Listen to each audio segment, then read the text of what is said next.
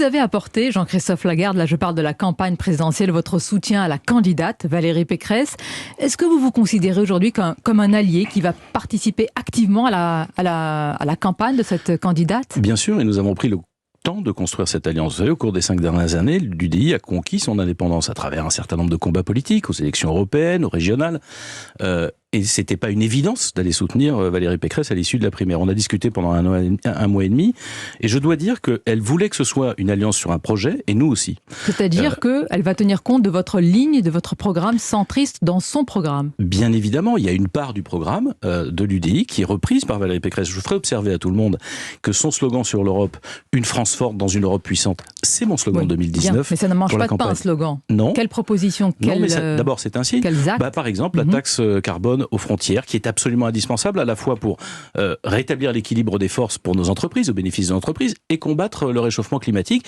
Notre capacité, nous Européens, qui sommes un grand marché mondial, à donner des prescriptions, à imposer des règles à ceux qui produisent pour nous quand on importe, elle est énorme. On peut le faire en le taxant, notamment pour faire en sorte qu'ils changent leur comportement. Il n'y a pas que ce que nous faisons, nous, qui pollue, il y a aussi ce que nous achetons à l'extérieur qui pollue aussi. Mais à vous entendre, Jean-Christophe Lagarde, le programme de Valérie Pécresse est donc déjà 100% compatible avec la ligne que vous incarnez, la ligne centriste. Alors compatible, évidemment, sinon nous n'aurions pas voté ce week-end. C'est pas aussi évident que cela quand vous aviez dit que si c'était Éric Ciotti, ce sera sans vous. Donc, et il ne vous a pas échappé que ce n'est pas Éric Ciotti, mais il n'a pas échappé qu'il a fait un score important et qu'il pèse fortement dans la campagne et auprès de la candidate dont il est conseiller sécurité. Alors je vais vous dire deux choses. Bon, le score important, c'est un quart des électeurs LR.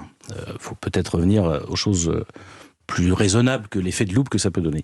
Mais surtout, la ligne de rétablissement de l'autorité, de lutte contre une immigration que nous ne choisirions pas, d'un État fort. Mais moi, j'ai jamais été faible là-dessus, et les centristes sont pas faibles là-dessus. J'étais le porte-parole des centristes du temps de Nicolas Sarkozy, ministre de l'Intérieur, puis quand il était président de la République, sur ces sujets-là. Je veux un État fort, pourquoi ? Parce que c'est ce qui protège les faibles. Mais vous incarnez, dites-vous, la ligne de fermeté, mais pourquoi avoir dit que vous êtes là pour contrebalancer la ligne Éric Ciotti ? C'est que donc vous êtes la ligne modérée, si on vous entend bien. Je voudrais terminer sur ce point. Je veux un État fort parce que c'est la seule façon de protéger les faibles. Quand l'État est faible, ce sont les plus fragiles d'entre nous. Je suis élu des quartiers populaires. Il y a de nombreux élus UDI qui dirigent les villes populaires. À ce moment-là, c'est eux qui baissent la tête. Donc ils ont besoin d'un État fort. Ils le réclament d'ailleurs et ils ont raison. Ensuite, ce que je n'ai pas beaucoup apprécié en réalité dans la primaire des Républicains, c'est qu'il y a eu une espèce de focus uniquement sur ces sujets régaliens. Et j'ai une bonne nouvelle pour les Français. S'il y avait que les sujets régaliens comme problème, l'immigration, la sécurité, l'autorité, ça serait formidable pour la France. Malheureusement, il y a le déclassement éducatif et on doit mettre le paquet pour rattraper nos gosses qui rentrent en 6e, qui ne savent pas correctement fonctionner. Il y a des quartiers qui sont ghettoisés, qu'on doit démolir pour leur permettre de reconstruire. C'est-à-dire que nous complétons... Sans vous, Valérie Pécresse ne pourrait pas gagner parce qu'elle n'aurait pas justement en son sein un parti qui porte ces sujets. Là encore deux choses très rapides. D'abord parce que nous complétons le projet. C'est pas 100% le projet UDI, sinon j'aurais été candidat à la présidentielle.